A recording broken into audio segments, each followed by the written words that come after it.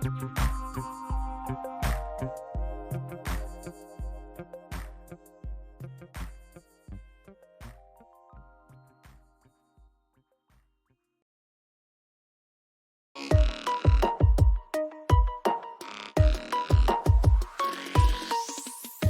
to CPG Vibes. No scripts, just chat. I'm Alex Baer. And I'm Wade Yenny. Each episode is recorded live, and we talk all things food and beverage, and so much more. Feel our vibe and search for CPG Vibes on Apple Podcasts or Spotify, and make sure to give us a 5-star review. If you'd like to sponsor our show with your product or service, email us at cpgvibes100@gmail.com. Now, let's vibe.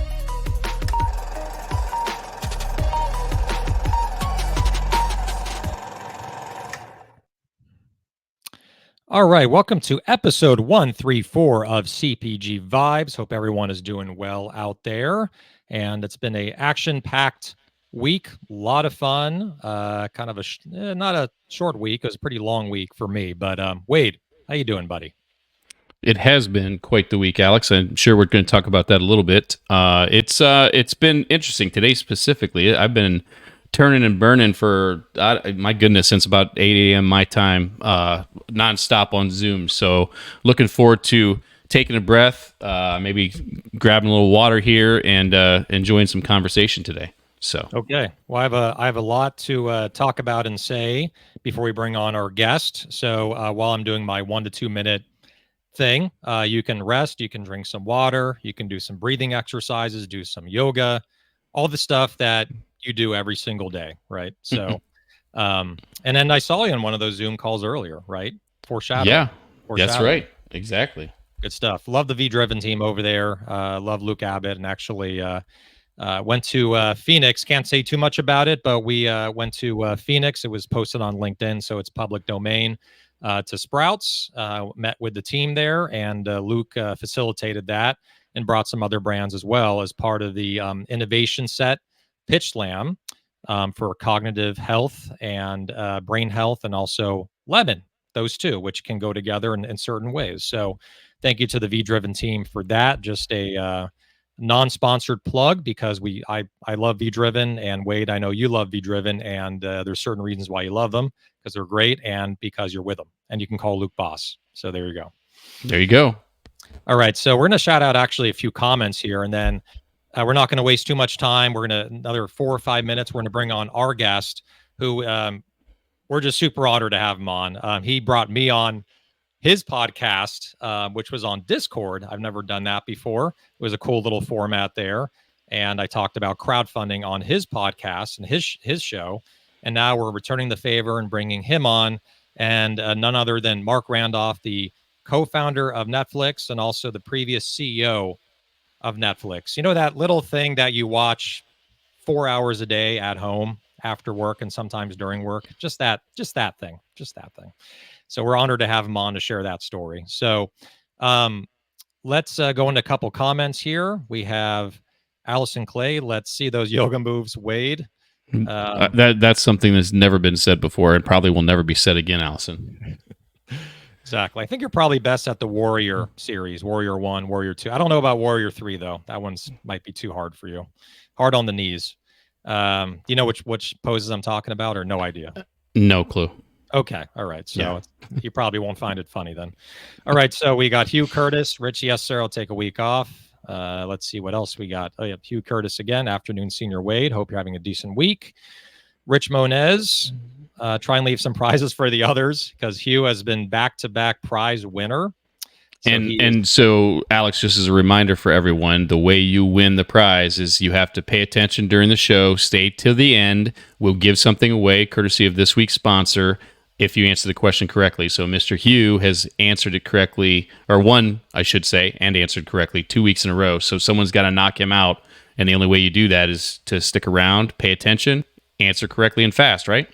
Exactly right. So make sure to have your notepads ready. And so Joe Tarnowski, happy Friday, back from ECRM's Vitamin Sports Nutrition event. All the talk was about GLP-1. Not sure what that is, but I'm sure it's big, and its impact on how users shop. We have Gavin Conkle, RIP Cleveland Browns. And we have Robert Kogan, who is our weekly sponsor for today, a great day on CPG Vibes Land. All right, and a bunch of other comments that are coming in. Keep them coming in. We'll keep on shouting them out as we go through the episode. All right, so we're going to go through a couple laundry list items. We're the number one rated before bringing on Marc Randolph, so 3-4 minutes away from that. We're super excited. So number one, and I say number one because we are the number one rated CPG podcast in the world, and let's keep it that way. Go to Apple Podcasts and make sure to give us 5 stars. Also, if you'd like to be a sponsor on one of our episodes, we had all of them completely blocked out for the rest of the year, but there is one that reopened because they pushed to next year. So it's the last sponsorship spot. And if you're a first-time sponsor, it's $350 to become a sponsor. If you're a previous sponsor, for $500, you can grab that last coveted spot as a sponsor on CPG Vibes. We have a Slack channel, cpgvibes.slack.com. We have as mentioned, our weekly sponsor, which is Powerful Energy, and also most importantly, the brand that he's representing, which is the Dope Coffee Company. And there's going to be a prize for coffee, so worth $60. That's our big prize at the end of the episode. Make sure to pay attention, and so you can win that prize. And we have our ongoing sponsors, which is V-Driven and Range Me. A little bit about them, and then we'll roll right into our guest here. So our first ongoing sponsor is My Way 3PL. My Way 3PL's logistics solutions were born from seeing all the pain points CPG brands go through with other logistics providers. With a solid foundation of proven results in cost savings and operational enhancement, they offer a true balance of both strategy and execution. Partner with My Way 3PL to streamline your logistics and scale from small to large, or from large to even larger. Go to myway3pl.com/CPG Vibes. It's a custom landing page for more information. Mention CPG Vibes and store your first pallet for 1 month free at their vast selection of distribution centers across the U.S. myway3pl.com/CPG Vibes. Our second sponsor is Range Me, and that's Joe Tarnowski. He was mentioning ECRM. That's part of this package. So Range Me, they are the smartest way to get your brand in front of thousands of retailers. Experience always on-brand exposure, exclusive buyer discovery opportunities, and access to proprietary insights, research, and resources. With over 15,000 buyers, Range Me ensures continuous exposure to retail buyers from top retailers like Target, Albertsons, Whole Foods, Sprouts, Publix, Kroger, Costco, Wegmans, Food Lion, Giant Foods, Fresh Market, Fresh Time, and so many more. I'm going to throw Jimbo's in there because Wade used to be at Jimbo's. I'm covering all Rouse's. I'm going to cover any company he's at the last 30 years, basically. They're all part of Range Me. And also, I think V-Driven is also active on Range Me as well. Yes, absolutely. So good stuff there. And that's not all. There's ECRM category sessions. They deliver exclusive live in-person events where you can meet directly with leading national and regional retail buyers for curated face-to-face meetings. So here's the big thing. Go to rangeme.com/CPG Vibes, but you need to fill out the form to get the savings. You can't just go to the landing page, get the info, and then go somewhere else later, because we can't track those results, right? We don't know if we sent you, if someone else sent you. The way that Range Me knows that we sent you is you go to that landing page, you fill out the form, and then they get in touch with you. And by filling out that form and mentioning CPG Vibes as a referrer, you will save 30% on your annual fee. Instead of $13.99, it's $9.99. Instead of $24.99 for their pro, it's $16.99. So as it goes, Wade, no time like the present. Load up that form, fill it out right away. And that's rangeme.com/CPG Vibes. And we have our YouTube channel, which we got to talk about because I think Restream is no longer a factor. So they're not putting the YouTube videos up. So we're a few behind, but we'll get those videos up for you on YouTube. And just Wade and I have been busy and haven't been able to do that. We are behind on everything, and we don't even know what the hell we're talking about on the show half the time. No script, just chat. That's why you watch us, because you want to laugh, right? So that's what we're here for. We try our best. Did I miss anything before we? You got it. Nailed it. All right, great. All right, so without further ado, we're going to bring on our guest. I mean, I'm just not going to say too much about him and let him do most of the talking. That's new for me, not to blab too much, but he is the co-founder of Netflix. He was also the former CEO of Netflix as well. which is the largest streaming platform basically and for entertainment in the world. If you invested in their stock 15 years ago or 10 years ago, you would have been much richer than you are today. He is also now currently an entrepreneur, a mentor, and investor. And I'm going to play some music here. See if we can come up with the right music. I got some good music here. We're going to do acoustic cinematic. Here we have Marc Randolph. Welcome to our show.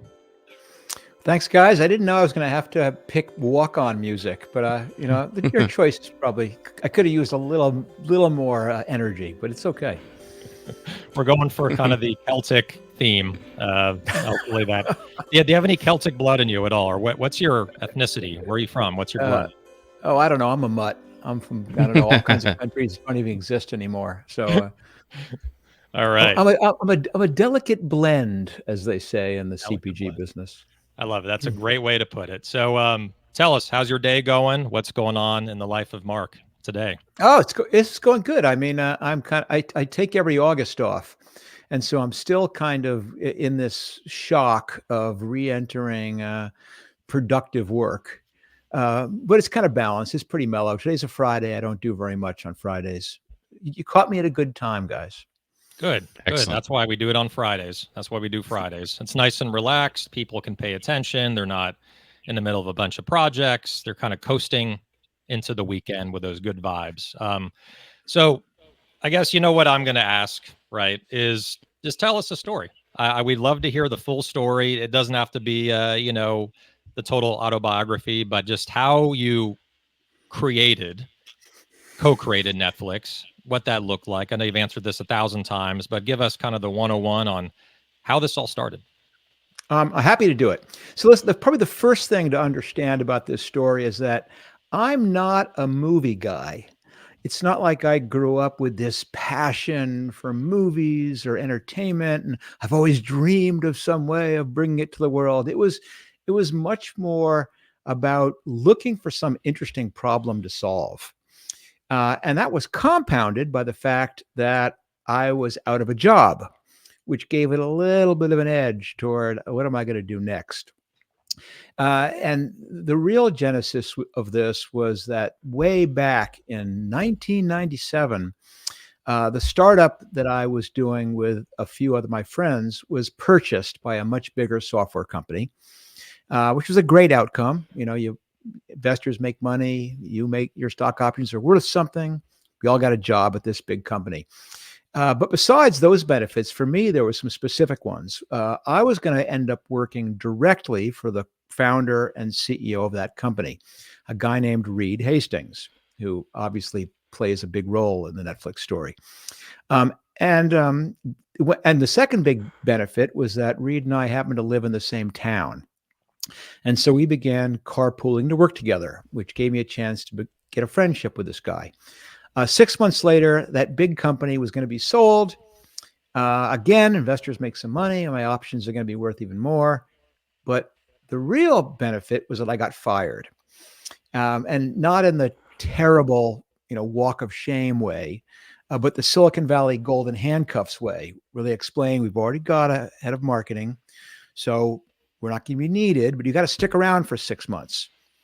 And it turns out there was really nothing to do except for be available. And I said, this is perfect. I'm going to use these 6 months to start my next company. Now, Reed was in the same boat. He was also being made redundant, as they kindly put it. And he didn't want to start another company. He wanted to go off and become a educational philanthropist. But, once you're an entrepreneur, you're always an entrepreneur. So we began casting about for some way to meld our interests. And we decided that we would come up with an idea together, that he would be the angel investor and join the board, and I would start and run the company. But we needed this idea. And as I explained, it's not like Reed and I were movie guys. We had young kids. Pretty much it was all Disney all the time. But we had a process, and it went a little bit like this. Every morning, Reed would swing by my house and pick me up to begin the drive over the Santa Cruz Mountains to the office, about an hour commute. And we would barely have left the driveway, and I would go, okay, Reed, I got another one for you. personalized shampoo. People are going to cut off a lock of their hair. They're going to mail it to us. We're going to have a team of ace hair scientists who are going to formulate a custom blend, and people are going to subscribe to it. And the same thing would happen every morning, which is nothing. Reed would stare out the window as if he hadn't heard me. And a few minutes would go by, maybe 5, maybe even 10. But I was chill because I knew what was happening. Even though he appeared not to hear me, I knew he was like factoring in all the variables and evaluating pros and cons and risks and rewards. And it might take a while, but eventually he would turn and go, that will never work. And he would lay into me with all the reasons it was a bad idea. And of course, I was prepped, and I'd come right back at him with all the research I had done. And we'd argue for all the way to work. And if need be, we'd argue all the way home. And we would do that day after day after day. And I really did pitch him personalized shampoo. And I pitched him custom dog food. And I pitched him personalized sporting goods. And I pitched vitamins. And I pitched an even crazier idea, which was video rental by mail. People will come to the website, they'll pick out a movie, we'll mail it to them, they'll have a few days to watch it, and they'll mail it back. And that idea was even stupider than the personalized shampoo idea, because this is back in 1997, as I said. If you remember, you can tell from all of us from our haircuts that we all remember those days, that video rental was on VHS cassettes. And they were these big and heavy and expensive things. And so that idea out the window, lands in a pile with the dog food and the sporting goods and the vitamins. Until a couple months later, and this is my long intro to the real genesis of Netflix, is I begin to wind up for my new pitch, and Reed cuts me off. And he says, hey, stop for a second. I read about something. This new technology, it's called a DVD. It's this little plastic disc that has a movie on it, and it's thin and it's light. And we began playing with what that might mean to this old idea that we had discarded, the video rental by mail. And we realized that maybe we could use the US Post Office to mail these discs back and forth to people. So rather than being a FedEx charge of $10 to $15, it could be the price of a stamp. And so now here's the thing that is quintessentially entrepreneurial. So we did not take this idea and rush to the office and to begin work on a business plan. And we did not begin putting together our pitch deck to begin pitching people. We turned the car around mid-commute, drove back into Santa Cruz, where we lived, tried to buy a DVD, and there was obviously not available. It was still in test market back then, and settled for buying a used music CD. Went a few doors down and bought a little pink gift card envelope. You can put a greeting card in, put the CD in the envelope, addressed it to Reed's house, went to the Santa Cruz post office and bought a stamp, and dropped it in the mail, and went to work. And the very next morning, when Reed picked me up, he didn't even need to say anything. He just kind of held up this little pink envelope with an unbroken CD in it that had gotten to his house in less than 24 hours for the price of a postage stamp. And I think that was probably the moment we kind of looked at each other and thought, wow, this just might work. And Reed wrote us a check for $1.9 million. I hired a dozen people, got us an office in an old bank building with old safe in the corner, dirty carpet. And we spent 6 months, and we built a simple e-commerce website, gathered a copy of every single DVD available. And in April of 1998, off we went. And the company now everyone knows as Netflix. Amazing. Yep. Day one.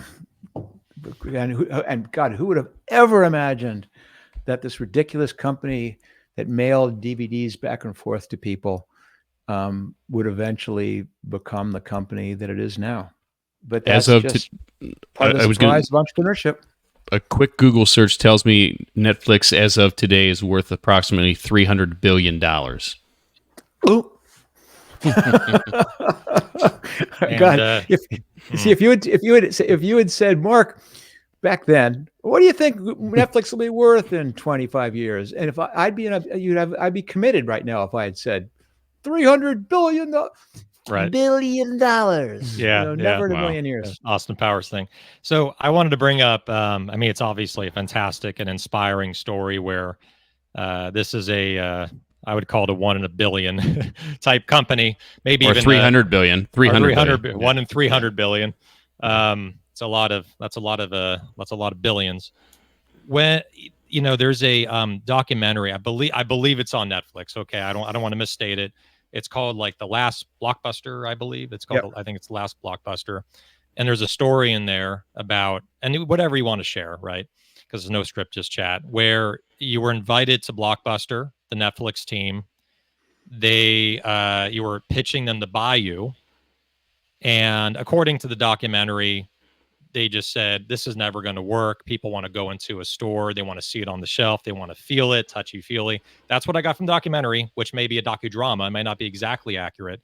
Can you share any insight as to what happened, how that meeting went, anything that you're comfortable sharing? Listen, this is years ago. I'm comfortable sharing everything. There's no secrets here. So what I got to start off with is, when Reed and I looked at each other in the car that day and said, this just might work. Well, on April, when we finally launched the company, it was remarkable because all the people who had told us it would never work, it turns out that they were all right. It was a ridiculous idea. And no one rented from us. And if they did, they wouldn't rent twice. And we spent about 1.5 years trying to figure out what's the formula. How do you make a business that works economically in video rental? And about 1.5 years in, we tested this ridiculous idea, which was this no due dates, no late fees subscription program. Which at the time, now everything is subscription, but back then, nothing except for book clubs and maybe record and tape clubs were subscription. So it was kind of a ridiculous idea to try, but my whole background, my previous life, I was a direct marketing guy. I was a circulation director. Anyway, we tried it and it worked amazingly well. Now here's the problem, is that subscription businesses are wonderful economically because once you get a customer, they're going to give you money for every month for ideally years at a time. And you can kind of predict it. You go, average lifetime is going to be 2 years or 3 years or 48 months. And you go, wow, if I'm charging $10 a month, that's $480 lifetime value. I can afford to spend $100 acquiring that customer. But that means that you spend $100 before you have one, and when that person comes in, they give you 20. So you're $80 in the hole. And that's not a problem when there's irrational exuberance in the air, which, as you may remember, was the climate back in the late 1990s, early 2000s. You basically held up a green flag on the highway, and a big dump truck full of money would back into your driveway and dump it out. And you'd come out with your wheelbarrows and bring the money in. And so we could fund this gangbuster success because it was easy to raise money until the dot-com crash happened in the spring of 2000. And we're cut off. We're dry. We're in deep trouble. We're going to go bankrupt being successful. And so you do what you need to do. And there's a euphemism for it. And it's called pursue strategic alternatives, which is basically code for we've got to sell this sucker quickly. And the obvious strategic alternative for Netflix was Blockbuster. But they were forget the 300 billion valuation thing. That year, we were on track to do $5 million in revenue. Yay. But we had also spent $50 million to get there. So it was not a good picture. Blockbuster was worth $6 billion. They had 60,000 employees. They had 9,000 stores. So we were like a gnat to them. Anyway, hard time getting a meeting. We're in this. It turns out they eventually call. we're at a corporate retreat. We're out in Santa Barbara in the foothills at a dude ranch. I'm dressed essentially in nothing but shorts and flip-flops and t-shirts. And they call and go, we'll see you tomorrow in Dallas. And I remember going to Reed and going, there's no way we can get to Dallas by tomorrow. Time zones, there's no airport that flies direct in Santa Barbara. And of course, we ended up on chartering a corporate jet, which when you're 50 million bucks in the hole is just a rounding error. And here's some trivia for your show, which I don't usually, this is this big trivia. That jet was owned by Vanna White. And you guys heard who Vanna White was. Anyway, get in the plane, fly to Blockbuster, fly to Dallas, go up in this 27, 28-story building into this massive conference room, make our pitch. I'm there in shorts and a t-shirt. Reed's there. He has a Hawaiian shirt, so he's got buttons at least. Make the pitch to the Blockbuster folks. We'll combine forces. We'll do the online business. You guys run the stores. We'll build a blended model where customers can do both. And our research shows that's going to crush it. And it was great. They were all leaning in. They were asking good questions. And then, of course, the big question, how much? And we had, of course, rehearsed on the plane. And Reed gets his courage up and leans forward and confidently goes, $50 million. And there's just kind of this long silence. And I'm like trying to read the room. And then it became apparent that basically they were all trying to suppress their laughter at the hubris that this little company, $50 million in debt, at the depths of the dot-com meltdown, could conceivably be worth $50 million.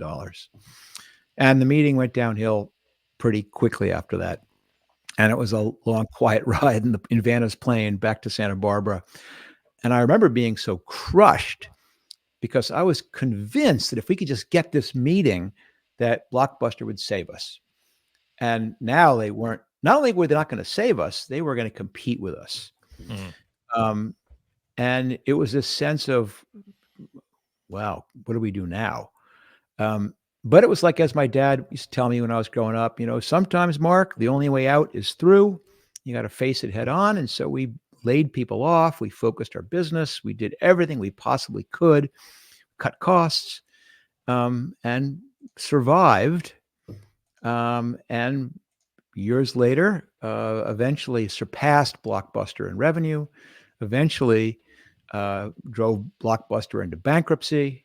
And now, as you pointed out, the company they could have bought for $50 million is now valued north of $300 billion. And the company that used to have 60,000 employees and 9,000 stores has one store left.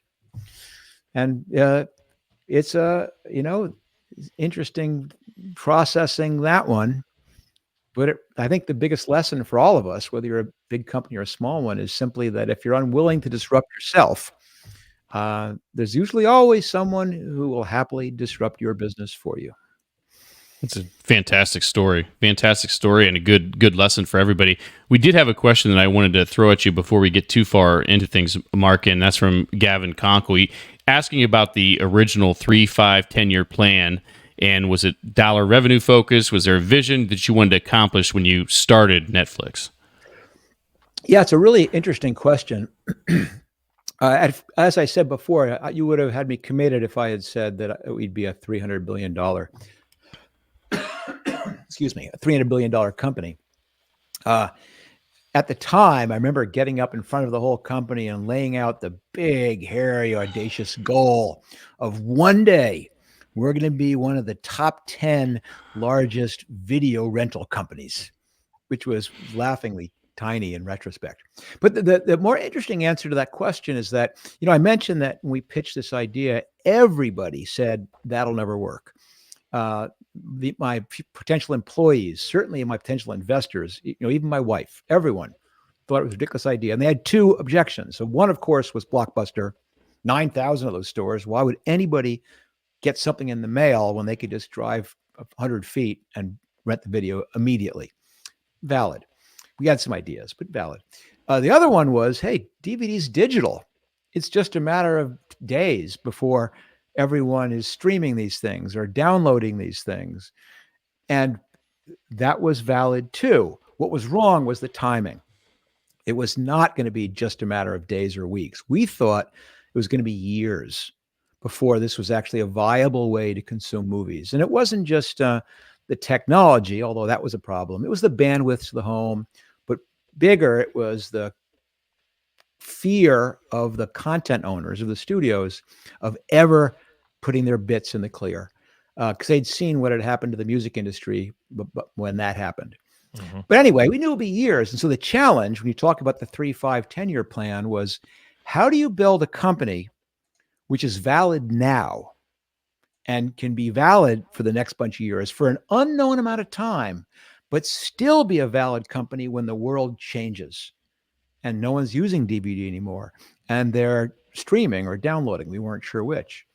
And if I have to look back, that was probably the smartest thing we did, because rather than saying, we're going to be the world's fastest shipper of plastic, which would have been a decent positioning for a DVD rental by mail company, but it would have meant meaningless in a streaming world, or saying we're the world leaders in streaming, which was also meaningless for the indeterminate time it took to convert to that. So instead, our positioning was, we are the best place to discover great stories, because that was delivery agnostic. That worked if you got your great stories in a DVD. It was valid if you get your stories streamed to you. It'll be valid in the future once we figure out how to beam them telepathically into your fillings or something like that. And by making it about the content, it meant that from day one, every bit of progress we made in how people thought of us as a place for great content was equity that carried over. And it's kind of funny because, like, back in 2000, when was it, 17, when other people all of a sudden went, duh, streaming seems like a better model. We'd already been streaming for nearly 10 years. But more importantly, we'd been interacting with customers on a daily, weekly, month. We'd been part of their lives for 20 years. And that turned out to have been the unsurmountable advantage. And so the plan was content from the very, very beginning. What do we do to make this promise real? Like I said, on day one, we had every single DVD available that was out at the time. We began building all kinds of great content to help you choose. We built a very, very complicated algorithm to predict tastes. And of course, it's continued after I left into actually producing their own content. So there's the long answer. See, I'm not good at quick answers, but there's the long answer to the 1, 3, 5, 10-year plan. Yeah, no, I mean, it's long answers are good when they have a lot of meaning, and it's a great story, and we can all learn something from this as we're listening to you, with all the founders and all the visionaries that are tuning into this, both live and also on the recorded Apple Podcast and Spotify version. So it's going to take a beat here to reemphasize and mention our sponsors. We're also going to bring on Robert Kogan for a couple minutes. We'll see if he achieves that, right? I'm not giving him shit. Let's see if he can achieve the 2-minute mark, because he is determined to do that, to talk about what he has going on with his company and also with his clients and brands, including the one that's sponsoring today's podcast, today's episode, which is the Dope Coffee Company. So our ongoing sponsors are My Way 3PL. They provide logistic solutions from seeing all the pain points that CPG brands are going through. And Marky, as you know, the pandemic just drove all these costs up to a whole new level. And post-pandemic, it's still there, right? It's not as bad, but it's still there. So My Way offers affordable solutions for storage, warehousing, logistics, 3PL, and fulfillment. So go to myway3pl.com/CPG-vibes. The other one is Range Me. They have over 15,000 buyers: Target, Albertsons, Whole Foods, Sprouts, Publix, Kroger, Costco, Wegmans, H-E-B, Food Line, and many, many others. Just go to rangeme.com/CPG-vibes to fill out the form. You got to fill out the form to get the savings. You can't just go to the form and then contact Range Me directly. Got to go to the form. And you can save 30% to get your brand into many, many retailers across the country through online. Who would have thunk it, right? Doing it all online, right? So pun intended. And then, so we're going to bring on Robert here. So Robert Kogan with Powerful Energy Distribution. And again, it's co-sponsored by his client, which is Dope the Dope Coffee Company. There will be a prize for $60 for 3 bags of, or a case of Ethiopian blend coffee. Let's bring him on now. Let's see if he can hold to that 2-minute mark. All right, Robert, how you doing? I don't know. I might hit 2.5, 3 minutes, but that still is an accomplishment, right, Alex? Huge accomplishment. Huge. Yeah, you were on last week, and we love listening to you and sharing the stories, but you went a few minutes over. But we're not going to cut you off because we don't do that on the show. We just don't do that. We want to hear the whole story. So, tell us what's going on in your world in Canada. Well, that's why we're going to skip right over that in one sentence. Out of hand, the CHFA show, the Canadian Expo show, is next weekend. And we've got the kombucha ready, the purple leaf kombucha ready to be exhibited. And we've got some of these bad boys in the back. And what I want to do is within 30 seconds, I want to segue right in to some of the things that Mark's been talking about with the general approach to entertainment and finding out a bridge between product, content, real or digital, and what the people need.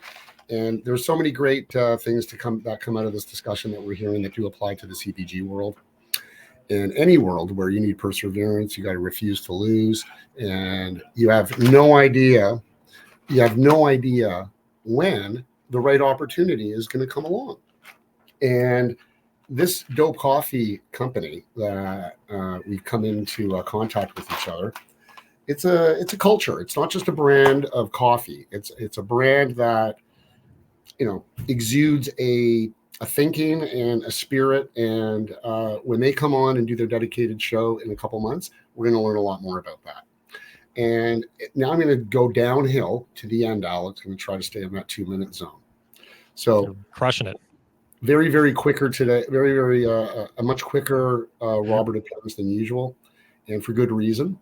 And what I just want to end with is the way that you're telling the story, Mark, is so inspiring. And I'm a guy that had this idea for a camera by the doorbell in 1999, but there was a bandwidth problem, just timing. You know what I mean? And the refuse to lose aspect that you described with your daily drives with Reed, so inspiring.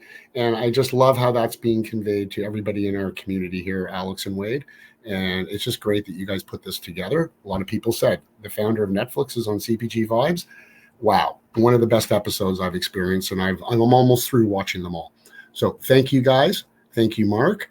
And I look forward to seeing everyone at the CHFA show who's coming by, and enjoy the rest of the show because I will be listening intently. Thanks, Robert. Well said, Robert. One of the best. Take care, brother. Well Thank done. You again for Have a great day. You too. I have to ask a question to Mark, though. This is going to bug me if I don't get it out there. And I'm assuming you have the answer to this, but everyone knows what the first video played on MTV was, right? This video killed the radio star. Do you know, outside yourself and Reed, what was the first DVD rented through Netflix? Yeah, there's a little bit of conflict there because we did send out some as test ones. Okay. But I think Beetlejuice is what they're saying is what the current history. And here we are. New one. Here, I was going to say, here we are 25, 26 years later, and there's another one out. Interesting. That's great. I love it. Yeah, let's hope this doesn't end up being that isn't the last video that they show. Yeah. There is one thing I'll mention just from a general innovation standpoint, which I'm just going to throw it out there to the ethers, and hopefully someone invents this because I don't have the capital, the time, or the resources to do it. But wouldn't it be great? This is totally off base because it's no script, just chat. When you're behind a car and, you're going 60 miles an hour, 70, and then the car in front of you brakes, right? You have no idea how hard the car is braking, right? Is it an accident up ahead and they're slamming on your brakes? Is it that they're easing on their brakes? Because you can tap the brake and it turns red, right? The taillights. Or you can slam on the brakes and it still turns red. Wouldn't it be great if there was a degree that tells you how hard someone's braking to prevent bumper-to-bumper accidents? So I just want to throw that out there because that would save a lot of lives and prevent accidents. Maybe it's been thought of and just not done, but that would be an awesome invention.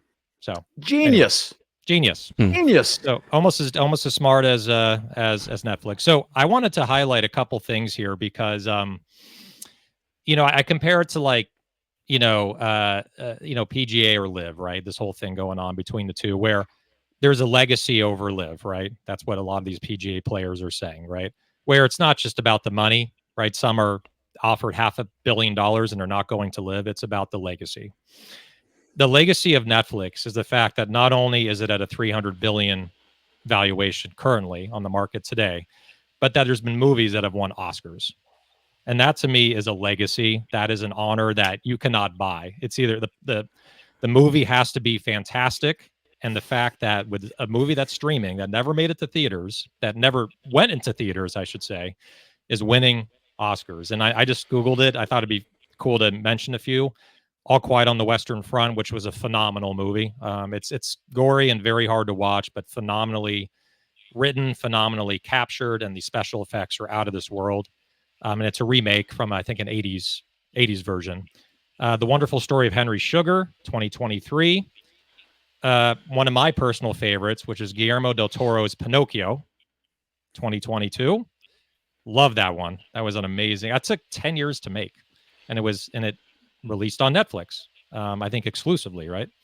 The Elephant Whisperers, The Power of the Dog, 2021, Miss Ma Rainey's Black Bottom, 2020, and the list goes on and on and on. So I just thought it'd be cool to mention that legacy that Netflix has. So there's a question, Mark, that someone asked, something about the transition. Wade, did you nail that one? Yeah. So it's from Jeff Litkovsky. He wants to know when did you realize that mailer DVDs need to be phased out, and how much pushback did you face when the change was discussed with the team? Well, that's another interesting piece, because one of the things that I believe makes Netflix successful is this obsession with not getting locked into the past. That always recognizing that what you have to do is not do what your old customers want, but you have to do what your new customers want. And what kills the vast majority of big successful companies is that they're scared to modify their model as the world changes. And if you go back and look at the Forbes, the Fortune 500 from 25 years ago, you'll be blown away how few of those companies are still there. And it's because they can't change. They see things happening, but they go, we can't do this because all my best salespeople will quit, or my distributors will leave, but listen, your current customer could care less about that. They just want to be served the way they want to be served. What that requires is always asking yourself, are we doing what the future needs? And it was a classic case in many cases. I'll give you two quick examples related. So I mentioned at the beginning, everyone thought that Netflix was a ridiculous model. And it's because at the time, it was all a la carte rental. It was just one-offs. You'd mail it out.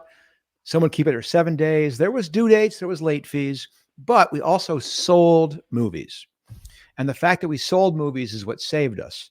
Because even though no one rented from us, a ton of people bought DVDs from us. There was really nowhere else to find them all. And we had thrown that in as an afterthought. And probably about 4 or 5 months in, 98% of our revenue came from selling movies. And this wasn't a good thing, because we knew it was just a matter of time before eventually Amazon began selling movies, before Walmart began selling movies, and Kmart and PetSmart. And pretty soon, everyone in the world will sell movies. The margins go to zero, and we're toast. The problem is that rental was a big, promising business, but we hadn't figured it out yet. But the worst thing is that doing both at the same time was a terrible idea. It was confusing to customers. They weren't quite sure what we did. It made our whole ordering process complicated. It made our inventory management complicated. It made our warehousing complicated. It made our metrics complicated. And we came to this conclusion that if we're going to succeed, we got to pick one thing and do it well. And the challenge was, what do you pick? You pick sales, which is paying 98% of our bills, but is going to be gone slowly over a matter of time? Or do you pick rental, which if you get it right, it's big business, but right now could be nothing? And I had to make this call to, we're going to walk away from selling. We're going to bet it all on renting. And so in one day we turned it off, walked away from 98% of our revenue and said, we're going to focus everything we have on rental. Now you fast forward, which is, I've got to say, there's nothing like walking away from 98% of your revenue to focus your mind. But we did it. So now we go 10 years later. Now we have a streaming business, which is doing about 2% of our revenue. And we have a DVD business, which is doing 98% of our revenue. Well, what do you know? It's really confusing doing both. It's really confusing negotiating rights. It's really confusing for metrics. It's confusing for financials. Same thing. And made the decision we're going to walk away from DVD rental. And incredibly brave thing. I mean, I did this. We were doing $1 million a month. Reed Hastings had to make that call when they were doing, $50 million a month or something. And it got mishandled. And the world freaked out at the fact that they were going to be splitting these apart, that they weren't going to be honoring a single subscription, and they had to backtrack on it. And that what they backtracked on was the public face of it. But behind the scenes, they said to themselves, we're going to keep the DVD rental because people are freaking out, but it gets no focus. Every decision, 100% optimized on what's right for streaming. We're happy to lose people if people are upset. We've got to get streaming right. And that went on for another 10 years. And it wasn't until just 2 or 3 years ago that they finally said, we're at the point now where we're going to stop. And by that point, Netflix had shifted around, that the great majority of the revenue was streaming. Only a tiny bit was left on DVD. But in some ways, we knew on day one, on April 14th, 1998, that eventually we were going to get rid of DVDs and eventually we'd be a streamer or a downloader. And we tried it again, in 2007. And it finally took till 2021, 22, I think it was, where he walked away entirely. And it was a painful thing, but by that point we were pretty solidly a streamer and it was a lot less impact. And like, it's such all I get is a humph. Yeah. It's like, woof. And it was good timing too, because, we're talking about the pandemic, right? And people didn't want to be handling mail as much or use DVDs and, cross and spending a lot of time in their houses, Exactly. So it was perfect timing. Wow. Yeah, and what I was going to say is, and Gavin touched on it, but I think it's a good example for founders and CEOs, whatnot, that are listening or will listen in the future. Is if you look at the pivots Netflix has made over the years, from DVDs to digital to original shows, and now we're starting to see live events. I know there's been a couple live events now. They have a big, I'm a big wrestling guy. Alex, you know this, but they have the contract for WWE Raw starting live in January, which is going to be hugely significant. If you want to watch that up till now, you've had to be a cable subscriber of some sort or a network subscriber, and now you're going to see that live every Monday on Netflix, which is significant. The way they continually evolve and think forward. And I think the other thing for me that kind of sticks in my mind from a founder perspective is simply that sometimes you have to make difficult decisions and go with what you see. You have that forward vision, right? And I think of, Alex, my experience in California with Jimbo's, the decision that they made originally to eliminate plastic water in their aisles. Financially, at that time, it was a bad, terrible decision, right?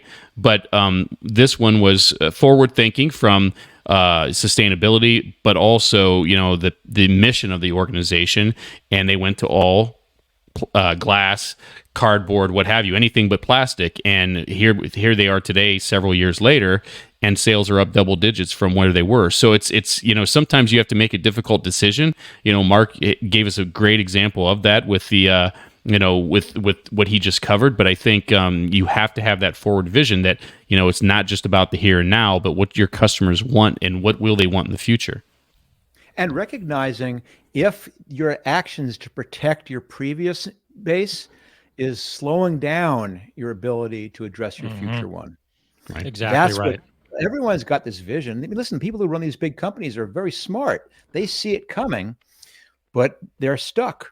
It's really, really hard to do things which damage your current business in embracing the future. And Exactly. but it's Yep. absolutely necessary. Yeah, it's a good like a good case study because we're a couple minutes left here, and we're going to announce our sponsors and also the prize, a $60 prize for the Real Dope Coffee Company. To win a case of that, and you can energize yourself into the weekend.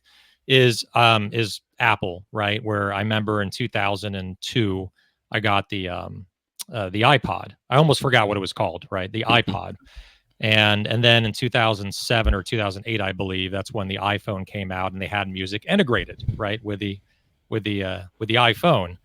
And Apple was holding on to it for a while. We need the iPod for those that just want music, and then we want the iPhone, which has music but has everything else on there, the surfing the internet plus making calls and texting and all that good stuff. But eventually, Apple had to let go of the iPod to embrace the full potential of the iPhone, where everything is in one place. And then now, obviously, they have, the iPhone. I think it's called the iMusic One, or that's the name of the program, where everything comes integrated, right? The storage, the news, the music, and then there was a comment that someone said they used to charge by the song, and they did that for a long time, 99 cents, I believe, per song. Mm-hmm. And it was probably the biggest. I can't imagine how that board meeting went, where they're like, we're going to give up hundreds of millions in revenue, at least for right now, to go from per song to a membership where it's unlimited for this many songs. But they embrace the future that other competitors are going to eventually do this, whether it's Spotify or whoever else. And they got out in front of it. And it's been a huge success, where they took a hit in the beginning, just like you guys did. But then the potential for growth was pretty enormous. Yep. It's a great lesson. And as you begin looking, you see hundreds, if not thousands, of examples of people both doing it and not doing it. And usually the ones who don't do it have catastrophic consequences. Exactly right. All right. Well, this has been a phenomenal podcast episode. I think one of the best. And we're going to go into our sponsors and our prize here. And but actually, let me take a pause. Because I thought this would be fun to do. We're bringing this back, and this is called Stuff We Love. And we just want to see what's inside the fridge or pantry of Marc's home here. And we know there's books in the background, but what's in his kitchen? Well, my kitchen is about two stories down below where I am right now, so I can't quite go grab something. The thing that I've been kind of embracing is that finally there's become this explosion of non-alcoholic beer brands. For years you were limited to Klausthaler or something like that, and now all the microbreweries are doing it, all the large breweries are doing it, and it's awesome because now you have this choice. And so if you were to look down at my fridge, you'd find that one of the things I love doing is hitting up that aisle in the supermarket and snatching up all kinds of different stuff to try, and it's now gotten to the place where things taste really good. So love it. That's kind of my current focus of experimentation. Is there a brand that sticks out to you that you buy religiously, like a non-alc brand? Yeah. So my go-to is probably Stella has a non-alcoholic beer, but I'm playing with all these darker beers now, non-alcoholic beers, and all different brands there. So I haven't yet arrived at a go-to for that, but we're kind of in the semifinals, and I don't remember which brands I've actually got keyed up, but it's getting close. Cool. All right, Wade, you are next.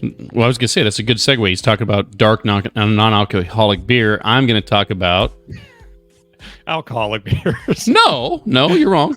Oh, it's melted hot chocolate. And so this is, as we look in here, I'm in North Carolina, and the mornings are starting to get low 50s, getting a little cool. So this is coincidentally, Alex, surprise, this is one of our newer clients at V-Driven. But they make this product. It's organic. It's indulgent. It's organic Italian chocolate.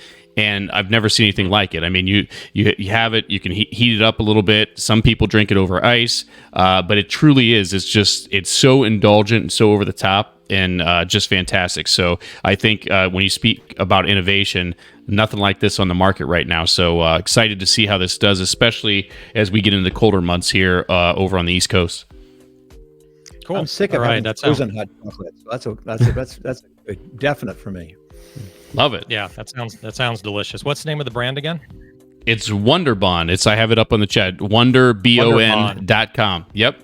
Okay. So is it like maybe a derivative of bonbons, like the little chocolate snacks? Maybe not. So I got to go into the chocolate segue here. And then I have actually two chocolate segues. So one of them is the Alexandre. I mentioned them last week. It's a regenerative organic certified, which is pretty interesting, Mark. It's like the new wave of what's the next trend, which is regenerative organic, agriculturally certified, with deeper, richer soil, right? More nutrient dense soil. And there's cows that live off this land and they make milk right from the cows. And it's called Alexandre Family Farms, I believe. And they have a milk chocolate, which is fucking phenomenal. It is phenomenal. It has the grass-fed cow milk, all organic, regenerative organic certified, with chocolate. And it's like super simple, and it's cold. It's not the hot chocolate, but for cold chocolate, for the warm weather areas, have that. And then the other one is, and I just happen to have this next to me, is the Daily Crunch cacao and sea salt from Laurel Orley. And this is a great, phenomenal product, dailycrunchsnacks.com. So, all right. So just to reiterate our sponsors, we have our weekly sponsor, which is, and I think this is the Bald Brigade. There's Wade, Mark, Robert, you guys, you have streamlined your head. I'm probably on my way. I'm on my way there. I have a hairline for podcasting, for video, where it looks good from the front, but it's completely gone in the back. So it's a good thing to have. So our sponsor for this episode is Powerful Energy. That's Robert Kogan. And also co-sponsor is Real Dope, the Real Dope Coffee Company. And that's going to be our prize, which we'll talk about. It's going to be a 6-pack of their Ethiopian drip coffee, which is absolutely delicious. It's one of the best coffees I've had in the world is Ethiopian. So that's a great prize worth $60. And then our ongoing sponsors are My Way 3PL, and they are logistics solutions born from seeing all the pain points that CPG, which is the best, it's invention is the mother of necessity sometimes, or necessity is the mother of invention. They did that, and they have results in cost savings and operational enhancement. They offer a true balance of both strategy and execution. Partner with My Way 3PL for your to streamline your logistics and scale from small to large, or large to even larger. myway3pl.com/CPG vibes to go to the landing page, redeem the offer, get your first pallet for free in your first month. Second sponsor is Range Me. They're the smartest way to get your brand in front of thousands of retailers, experience always on-brand exposure, exclusive buyer discovery opportunities, access to proprietary insights, research, and resources. With over 15,000 buyers, Range Me ensures continuous exposure. And they work with retailers, Target, Albertsons, Whole Foods, Sprouts, Publix, Kroger, Wegmans, H-E-B, Food Line, Giant Foods, Fresh Market, many, many more. They also have ECRM for category sessions in person with buyers that are curated, especially for your brand with that buyer. 30% off if you go to rangeme.com/CPG vibes. Regularly $13.99, $9.99, regularly $24.99, $16.99. rangeme.com/CPG vibes. So I know we're running a little overtime here. We're going to get right to the prize here, and then we'll let Mark go off into his weekend. So the way we do this, Mark, is we have a trivia question, something that we mentioned during the show, a factoid, a location, timing. So is there a question that you have in mind for the audience, and something that you mentioned? And if you win, you get Real Dope coffee to your door. Who want me to come up with one? Is that the idea? Exactly. Yeah. Question for the audience. Who owned the plane that we chartered to fly from Santa Barbara to Dallas? This is going to be quick. And that's great, Mark. So while we're waiting for the answer to come in, I want to give you a chance. I have your website on the screen. It's Mark with a C, Randolph.com. Anything else you'd like to plug? I know you have your own podcast. I know you do a lot of things yourself. So anything you'd like to share with our audience as far as getting in touch with you, or just in general? Well, certainly ground zero for all things Marc Randolph is the website. It is Marc with a C and Randolph with a PH.com. There you can find all the social channels if you want to hear more blathering from me in shorter little nuggets. You can do it there. You'll find a link to all my writing. But if you want more great Netflix stories, if you want to get all the insight that I didn't have time to do here, get my book, which I can't get this back over here. That Will Never Work: The Birth of Netflix and the Amazing Life of an Idea. Available at booksellers near you. Is there an audio version where you're narrating it? Yeah, which was a real trip to do that. In my opinion, the audio version is even better than the written one because you get all the emotion and it was really fun doing the recording. Cool. So make sure to download that, audible.com, I assume, or iBooks, and or just buy the book on Amazon. So, or your website as well. Cool. All right. So the winner is Yuval Selik, my man, out of Sedona, Arizona, and he wins. So make sure to email cpgvibes100@gmail.com. So Marc, thank you so much. It's an honor to have you on our show and share your story. Really appreciate everything that you do to help other entrepreneurs out there and mentor others. So thank you so much for taking the time to join us on CPG Vibes. Thanks, Marc. My pleasure. It was really fun. Thanks, guys. Appreciate it. Take care, everyone. Have a wonderful weekend. We'll see you next week, Friday, 12 o'clock, 3 o'clock Eastern. Bye, everyone.